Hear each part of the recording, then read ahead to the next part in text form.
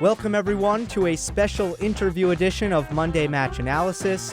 I'm Gill Gross, coming back from a quick hiatus and coming back with a bang. We have a very special guest that everyone is familiar with. It is the one and only Steve Flink, Tennis Hall of Famer, author of the book, The Greatest Tennis Matches of All Time. You can get his work at tennis.com.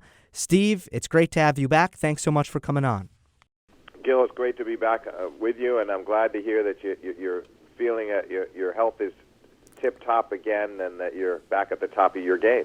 Yes, it's go time once again, back from injury. Let's start with the news this morning. And this is breaking about an hour ago. This news broke.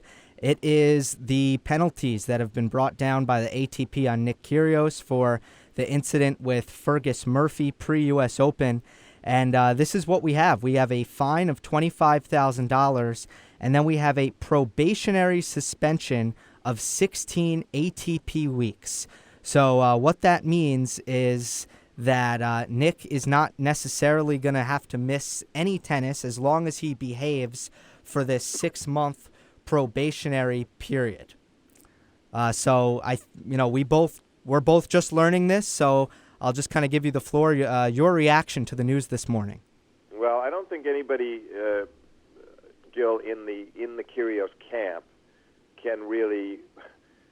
They don't have much of a case to say that he hasn't been treated fairly here, because I don't think the tennis world would have had a problem if Nick had just been suspended up until, say, March next year. Anybody who watched that evening and listen to the commentary of Jim Courier and others, and just watch that whole match against Khachanov that Fergus Murphy that he chaired, and saw him incessantly badgering the umpire from early in the match right through 3 sets, non-stop, goes to the locker room on stage and smashes some rackets. He just was. He brought this down on himself, and I think it is a fair-minded penalty, and they're putting him on notice. They're saying, Nick, we're going to give you something of a break right now, and we're going to fine you. But as far as the suspension, it's you have a chance to redeem yourself. Frankly, I don't know whether he'll manage to get through that, because it doesn't seem he can go more than a couple of months without a brand new incident and another controversy. So I think in the end it's fair. I think they would have been justified to go ahead and just suspend for 16 weeks or longer. But I think it's an interesting trial and test for Nick Kyrgios, and frankly, I don't think he'll pass it. Agree with you on both counts. I think the 6-month probation is going to be a challenge for Kyrgios. I don't think that. I think he clearly lacks control over his behavior on the court at times, and if anything. And also, by the way, Gil, let me just jump in. Sure. I also just think he has a hard time with. He's very free and very willing, as he has done in a podcast not too far back with Ben Rothenberg, where he criticizes all the top players, but he's not self-critical enough, and he's not. It doesn't seem to me, as you say, the self-control is not there as well. So I think he has to do a lot of soul-searching here about whether he can really alter his behavior in a significant way and approach the whole thing differently and not be resentful. If he's resentful, then there's no way that he's going to survive this period. He's going to do something that there's going to be more self-inflicted damage that is really the product of his it's almost retaliation, because he's so resentful of the penalty that they've put down here, and he looks at it as a trap instead of as an opportunity to move past this and get on with his career and let his tennis do the talking. Yeah, he should feel very fortunate. I think the sentiment from the tennis community is going to be that this penalty was light, and I think where people will be coming from is that it's actually preferential treatment that Kyrgios gets from some perspectives, and in a way. But he won't look at it that. The interesting thing is, I won't. think you're right on all those counts, Gill. You're 100% right on all those counts, But Nick will look at it as if they are coming down hard on him. That's what makes it so fascinating to me, and I think they know that. And I think they know that there's a good chance he won't be able to survive this period. But on the other hand, I think it's very reasonable of them to give him the chance. So let's take a hypothetical, and this is kind of the crux of that question about the ATP's treatment of Nick Kyrgios and their penalization of Nick Kyrgios, I'm going to take a random player, the first guy that comes to mind. Let's take Leonardo Meyer. If Leo Meyer conducted himself as Kyrgios did in that match, what do you feel the penalty would be for a guy like Meyer? Oh, you can argue that it would have been stiffer. I'm not sure. Okay. I get it. I get where you're going, and it's an interesting comparison. But I don't really believe that. In the end, I think they're trying to balance the scales. I don't think that we can look at Nick Kyrgios as a Federer or a Djokovic or a Nadal. There would be great concern about if any of them had ever behaved this way and had themselves in this predicament. I think they know the tour can survive without Nick Kyrgios for a period of however many weeks it might be. But I think they just tried to, retrospectively look at what happened over the summer, look what happened with Fergus, and say, okay, what are we going to do about it? This is the solution they came up with, and time will tell whether Nick has got the wherewithal, has got the discipline, which I don't think he does, to alter his ways. Yeah, let's put a bow on this. Just a couple of informational things. Kyrgios has posted on his Instagram. Of course, I'm seeing this on Twitter because I don't use Instagram for tennis. But he says, everyone, I can still play. I'm just on probation. Relax. I'll be playing and tennis will still be fun. It's okay. I just have to keep a lid on my behavior. That's all. So that's the statement comment from Kyrgios. It's nice to see that initially he's not looking at it as if he's somehow being singled out. Right. He's not up in arms. Maybe he sees the leniency too, but to say that he needs to put a lid on it, why he wouldn't have seen that before now? Why would take this kind of a situation to make him meet the moment is beyond me. On the other hand, I sure hope he's true to his words, and if he is, the game is going to be better off. I just believe that somewhere along the line, the lid will come off, and it'll probably good chance it happens within the 6 months. Yes, and Kyrgios also out with a collarbone injury, so no tennis from him for the Asian swing. Let's go on to the Laver Cup.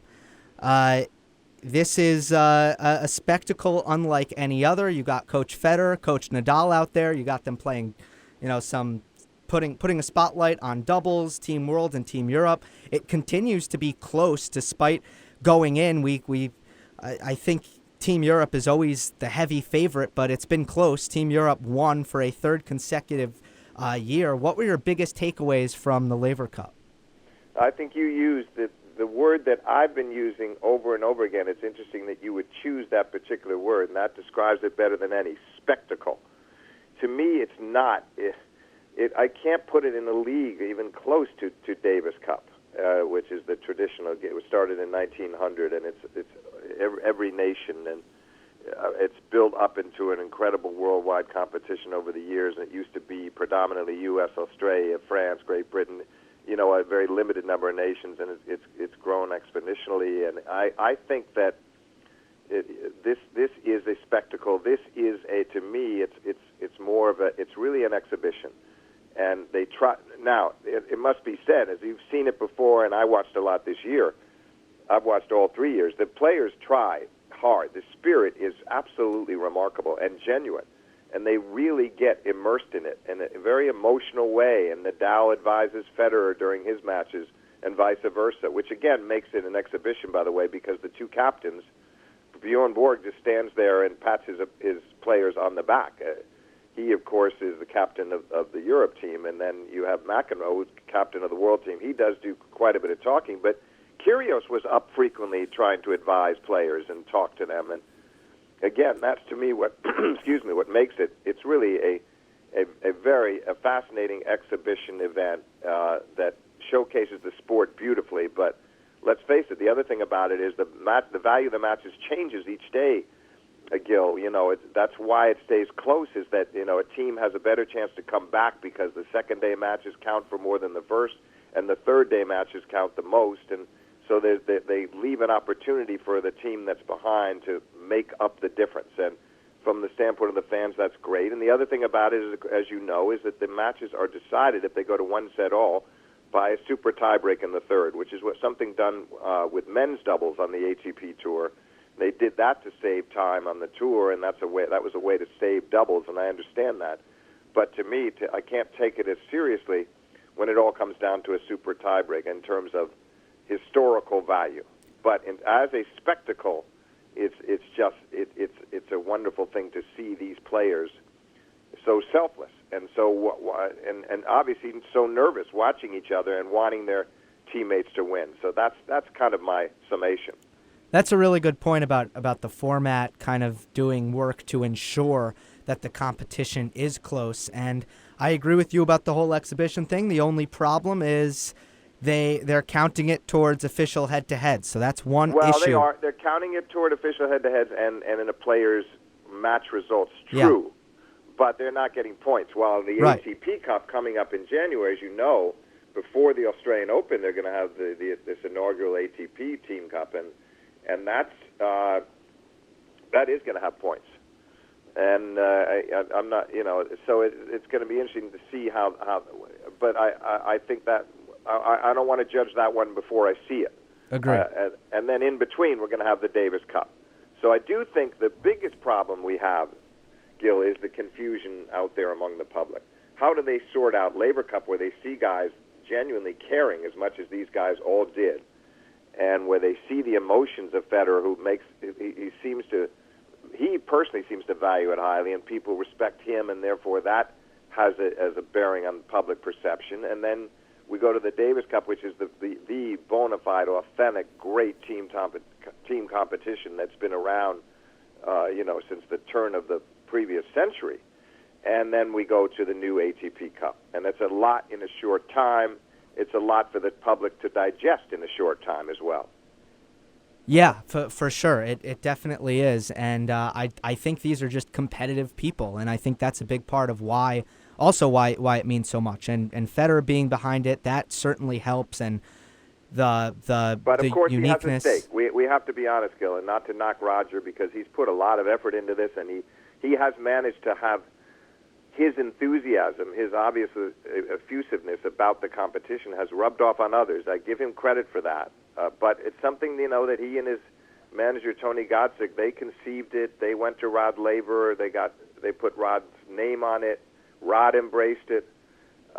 So they've got a business investment in it as well as an emotional investment. And that has to be taken into account as well.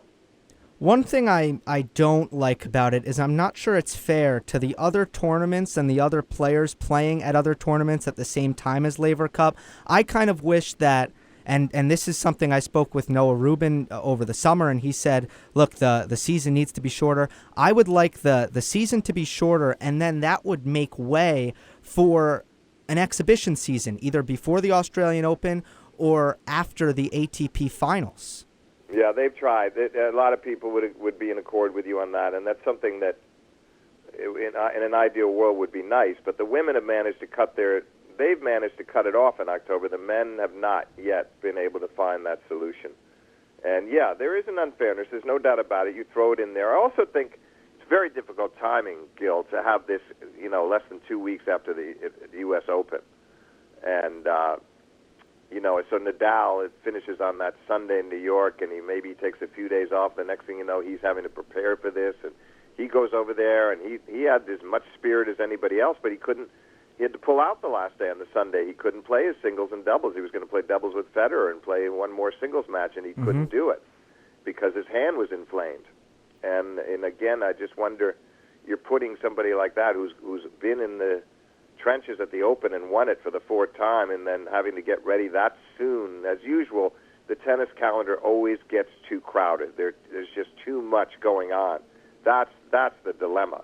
Too many people wanting a slice of the pie, and to throw Laver Cup in that soon after the Open, I don't think that's fair to the players, frankly, although it's their choice.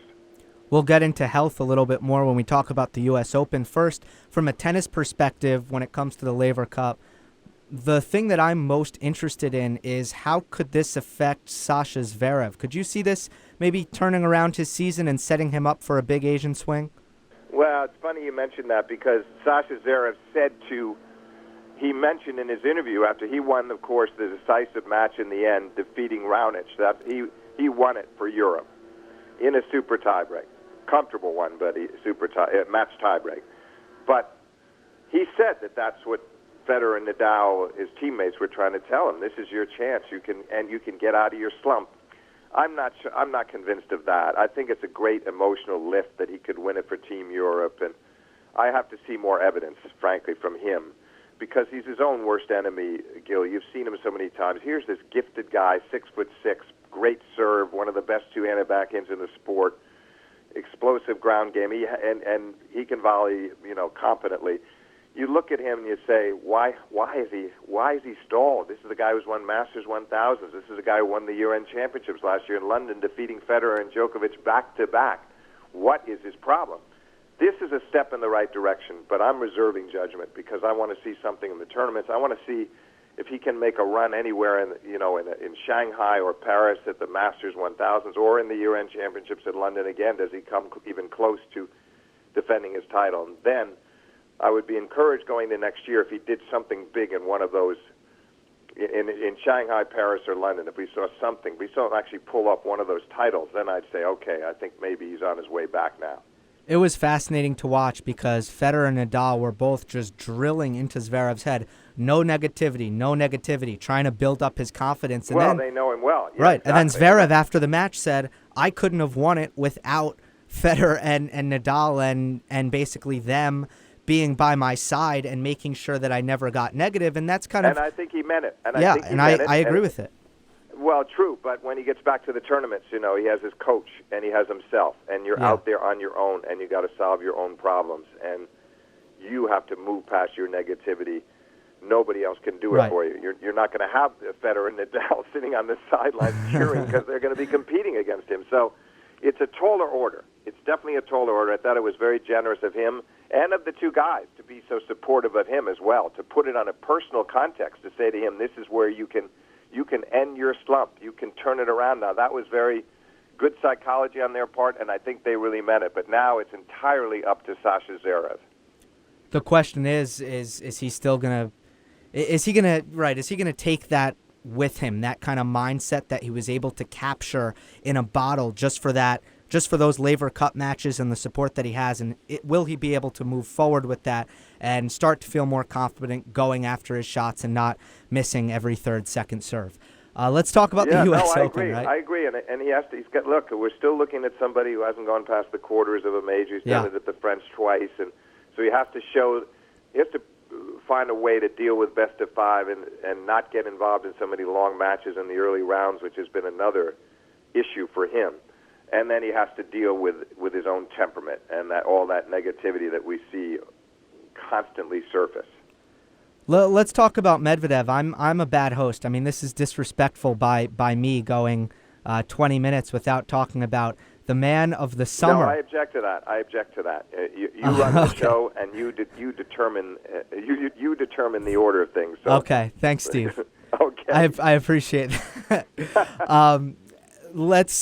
Before we get to Nadal, of course, Medvedev isn't the U.S. Open champion. It is Rafa, but the story of the summer was really Medvedev's emergence. He is now, because he won the title last week, he has now been in 5 straight finals. Yeah. And we've been talking for over 3 years now, and kind of throughout that time, we've always sprinkled in, okay, who's next? Who do we think is next? And Medvedev, from you or myself, has never come up, but now it seems clear as day, obvious, that Medvedev is at 23 years old, the most promising of the new crop.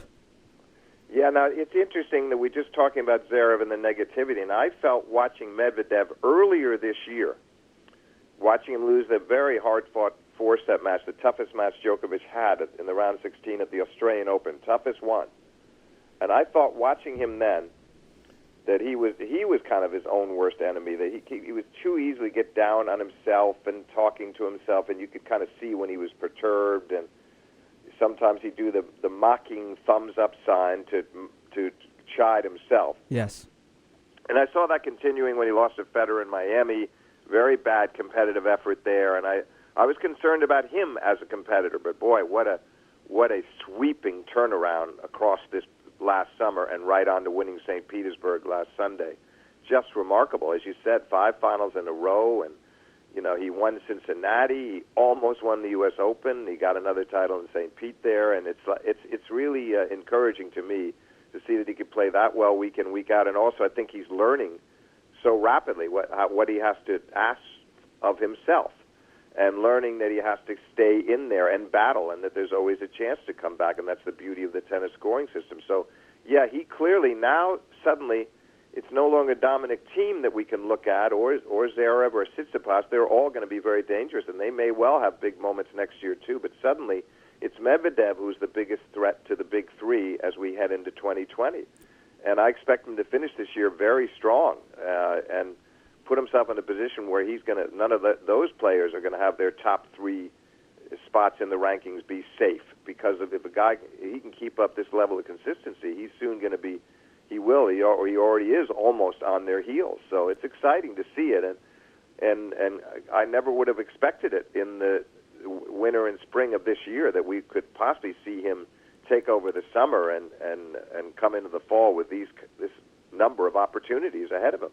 I think you nailed it on the head with the rapid development, because he's confounded me as someone who tries to analyze tennis matches, where he's put me in a position where I'm seeing new things that I've never seen from him all the time. For example, suddenly, and I think this was most present at the U.S. Open, and then I saw it a lot in St. Petersburg, suddenly Medvedev is a really excellent volleyer. And I just didn't see that as recent as 3 months ago. I would not have considered Medvedev a good volleyer. And there are plenty of examples just like that. Yeah, more willing to come forward, to do it with conviction, to come in on the right shots. That always helps. But, yeah, he's improved his technique a lot there. There's no doubt about it. It may have been kind of a hidden virtue because there was a hesitancy before now to do it. But, yeah, he is discovering things about himself almost on a daily basis. Having said that, I think that now he's a target, too. Yeah. Now suddenly he's a bigger win for other players in that top 10 and well beyond that. And he's going to now, it'll come to a point where he'll feel a certain amount of pressure about beating guys that at one time he would have considered, sort of on equal footing with him, that no longer are. So that'll be interesting to see. It's one thing for him to get cracks at Federer and Nadal and Djokovic and see how he does, and he had a couple wins over Novak this year, which was impressive. And But now the question is, can he fend off the others? Is he going to be able to prove that he's now a good indication? I thought was the way he destroyed Coric in St. Pete, because it was 4-1 for Coric coming into that match head-to-head. That was a very good sign that suddenly he would crush him in the finals. I know Coric had a string of tough 3-setters coming into the final, but it still was very impressive, and an indication to me that he sees himself now, Medvedev does, on a new level. Yeah, he has an incredible confidence about him right now, and he developed that throughout the summer when all he did was win, and it was such an entertaining U.S. Open run where he was kind of battling it out with the crowd after the Feliciano Lopez match, a match with, by the way, I mean, he needed to be very clutch just to come through that match, and he made it all the way to Rafael Nadal, and then, despite being down 2-0, he still didn't give up on himself. He still battled back. And, that's true. That's right? true, and you're right. It was a clutch effort against Lopez, and that's where he started creating some of the controversy and getting into it with the crowd.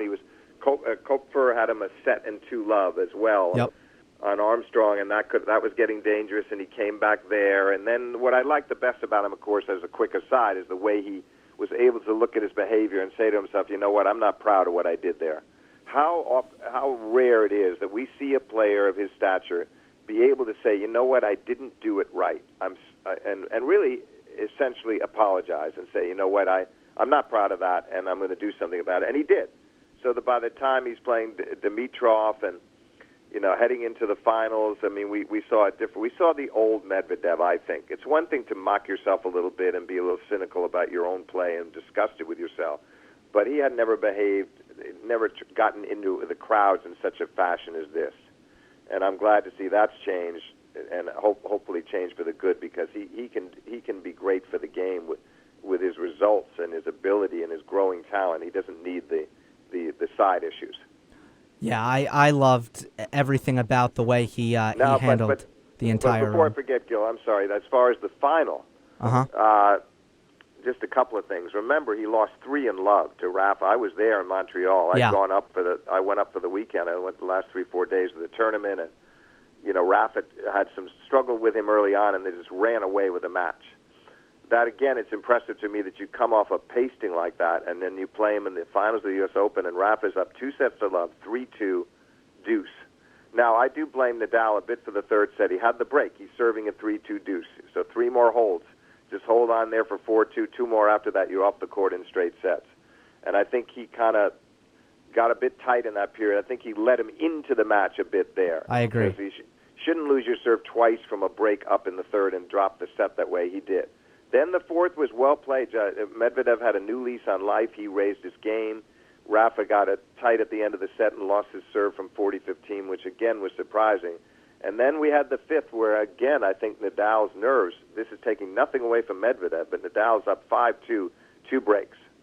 And Medvedev, to his great credit, battled back and actually had a break point, saved a couple of match points and had a break point that would have brought him back to 5-all. He just would not give in. But Nadal was clearly fighting some apprehension as well and somehow found a way through it. It's one of the great, to me, it's one of the largest attributes of Nadal is that his nerves can be very obvious at times, and yet other players it would completely unravel and they would lose. They'd be gone. I think even Federer, when you look at the Djokovic matches, the semifinals of the Open in 10 and 11, or there's other instances where Roger has had a jolt, or something has happened that's very jarring, and somebody saves match points and they get back level, and then he's not able to deal with it. Rafa does that as well as anyone I've ever seen. In that so in the end, he found a way through. Played a great point when he was down break point and served out the match and won it in 4 hours 51 minutes. And it was it's going to be one of his most memorable triumphs ever in the final of a Grand Slam event. I completely agree with you, especially because the nervousness from Nadal, it's understandable given the position that he's in, his age, the fact that it's a hard court slam final, the slam race, and it's against a young up-and-comer like Medvedev, where clearly all the pressure was resting on Nadal's shoulders. Oh, absolutely. So he was able to overcome that.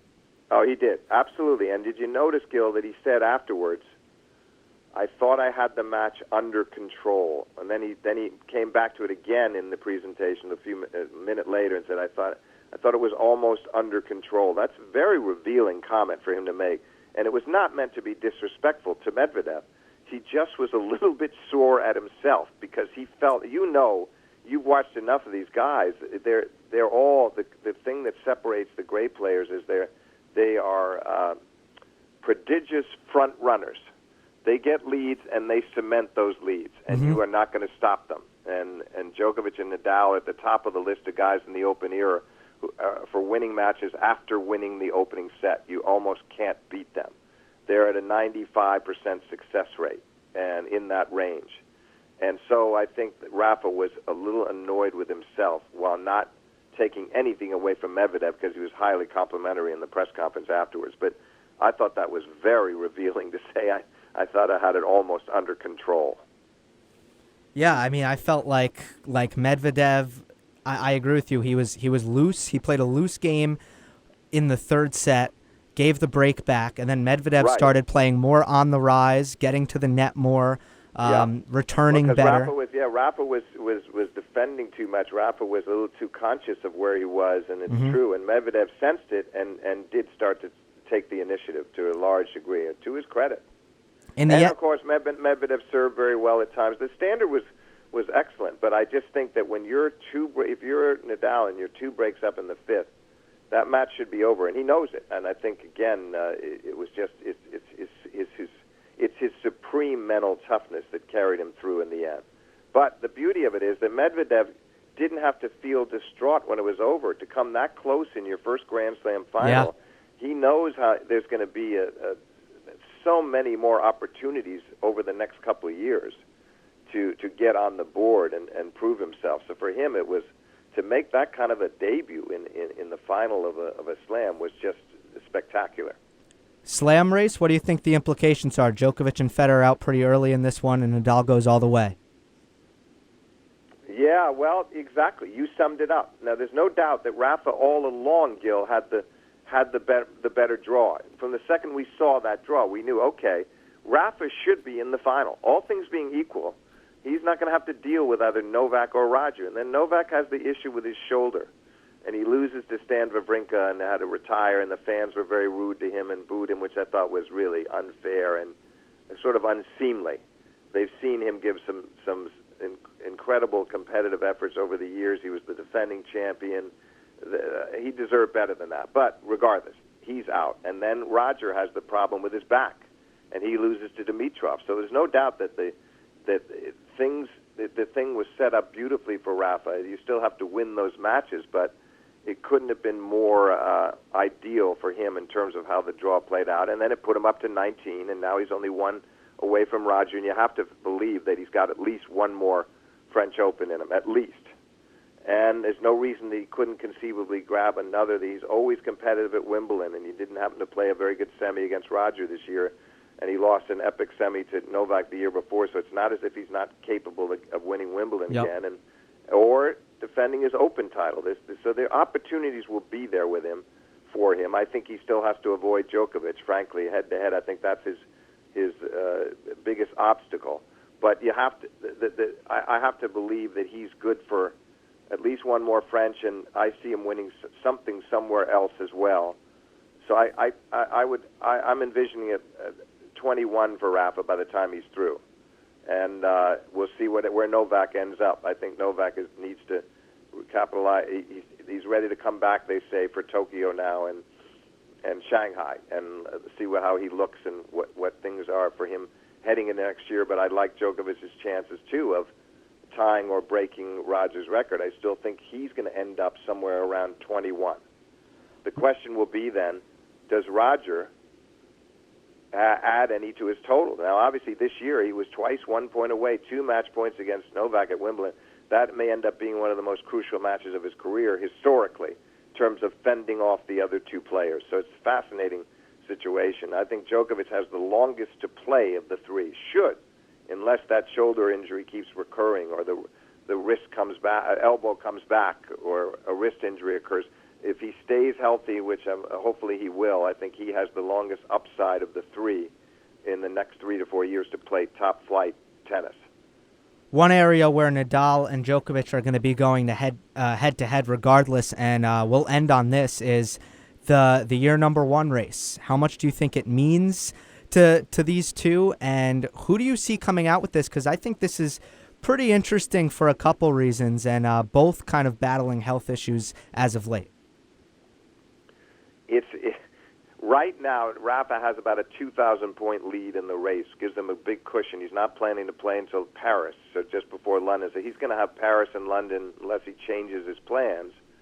But he's got that cushion of the lead. So Novak really needs to make some inroads in, with 500 points potentially in Tokyo, and then he could win 1,000 in Shanghai if he won there. He's got to get it much closer heading into London. If he does, I would like his chances, because all things being equal, in London, he's going to, that's a tournament he's been very successful. Nadal's least favorite court, pretty much. Least favorite court for Rafa, and one of Novak's favorites, and Novak loves indoors. Rafa essentially doesn't like playing indoors, although he's trying to deal with that.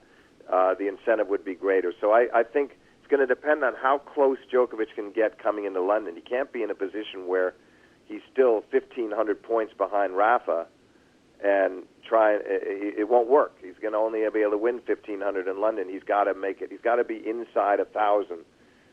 But if Nadal holds on, Gill, that would mean he's ended 5 years at number one. Roger has ended 5 years at number one, and so is Novak. They'd be three of them would be equal in year-end number ones as well. But if Novak pulls it off, he could then equal Pete Sampras's 6. Not equal the 6 in a row, which will probably never be broken, that Sampras had from 93 to 98, but he could equal the 6 total years, which would be a remarkable achievement. So I think they both want it badly. I get the feeling from statements they've made, Djokovic wants it more than Nadal. Nadal's more concerned about protecting his body for next year. Plus, he's getting married soon, apparently sometime between now and that Paris indoor event, he's going to get married. And so I believe that he's thinking more in terms of, I want to be healthy for Australia. Well, I think Djokovic, that means a lot to him, but he also wants this record badly. Yeah. These weeks at number one, and especially year-end number ones, are very significant in the mind of Novak Djokovic.